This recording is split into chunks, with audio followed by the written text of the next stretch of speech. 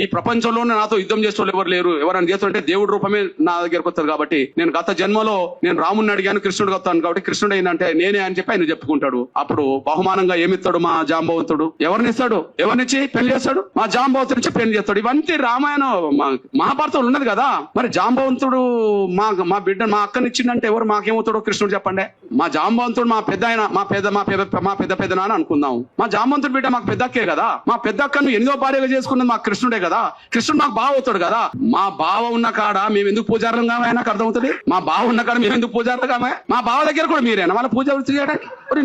రాముణ్ణి గెలిపిస్తాం, రాముణ్ణి కాపాడుతాం, మళ్ళీ ఆయన దగ్గర ఉండొద్దు, మేము ఇటు పోవద్దు, వాడు ఉండొద్దు. ఇది పెద్ద డ్రామా వీళ్ళది. ఎడిపోవద్దు, వీడు మతం మార్చుకోవద్దు, మళ్ళీ వీడు ఉండదు, ఈ పూజారి కాడికి రావద్దు. ఇది చెల్లదు. రాముడితో మాకున్న సంబంధాలు మీకెక్కడి? కృష్ణుడితో మాకున్న సంబంధాలు మీకెక్కడి? కులవ్యవస్థ ఉండడం వల్లనే కులవ్యవస్థ మొదలైంది. రాముడికి కులానికి సంబంధం లేదు అంటున్నాం కదా. మరి ఎట్లా వచ్చిందో దాన్ని తొలగించుకోవాలి కదా.